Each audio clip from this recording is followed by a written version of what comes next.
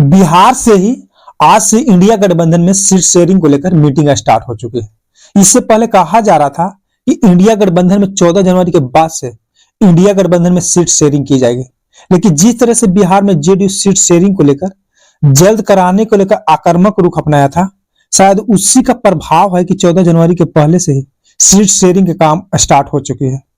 कांग्रेस गठबंधन कमेटी आज से अपने सहयोगी पार्टियों से बातचीत करना स्टार्ट कर चुकी है, लेकिन सबसे पहले कांग्रेस गठबंधन कमेटी जो बातचीत करने का मन बनाया है वो राज्य है बिहार। और बिहार में कहा जा रहा है कि सबसे पहले कांग्रेस गठबंधन कमेटी सीट शेयरिंग को लेकर जो बात करने वाली है वो है जेडीयू से बात करके फिर आरजेडी से बात करेगी, मतलब कि दोनों पार्टी से अलग अलग बात करने वाली है। इसके बाद दोनों पार्टी के बातों को सोच समझकर फिर एक साथ सीट शेयरिंग को लेकर मीटिंग करने वाले हैं,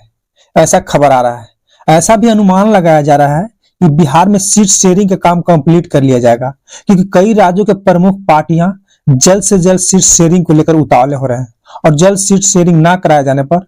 नसीहत भी दे रहे हैं इंडिया गठबंधन के प्रमुख नेताओं को। इसलिए इंडिया गठबंधन के प्रमुख नेताओं को भी डर सता रही है कि जल्द से जल्द सीट शेयरिंग का काम कंप्लीट कर लिया जाए, क्योंकि कहा जा रहा है कि फरवरी तक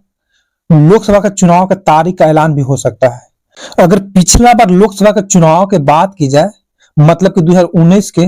तो उस समय में यूपीए गठबंधन में कांग्रेस पार्टी बिहार में 9 सीट पर चुनाव लड़ी थी, जिसमें से सिर्फ 1 सीट पर चुनाव जीत हासिल की थी। आरजेडी 19 सीट पर चुनाव लड़ी थी, लेकिन आरजेडी एक भी सीट पर चुनाव नहीं जीत पाई थी और लेफ्ट पार्टियां 7 सीट पर अपना किस्मत आजमाई थी, लेकिन एक भी सीट नहीं जीत पाई थी। वही एनडीए गठबंधन की बात की जाए तो बीजेपी 17 सीट पर चुनाव लड़ी थी और 17 सीट पर जीत हासिल की थी। जेडीयू पिछली बार एनडीए गठबंधन में शामिल होकर चुनाव लड़ी थी,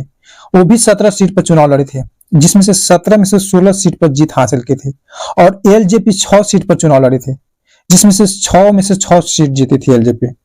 इस तरह से 2019 के बिहार में लोकसभा चुनाव के रिपोर्ट कार्ड था, लेकिन इस बार 2024 के लोकसभा चुनाव में पूरी तरह से समीकरण बदल चुका है। मुख्यमंत्री नीतीश कुमार के पार्टी जेडीयू इस बार के नए गठबंधन इंडिया गठबंधन में शामिल हो चुकी है और एनडीए गठबंधन में कई छोटी छोटी पार्टियां शामिल हो चुकी है। इसलिए इस बार के लोकसभा चुनाव में बिहार में काफी रोचक होने वाला है। इस बार के चुनाव के नतीजा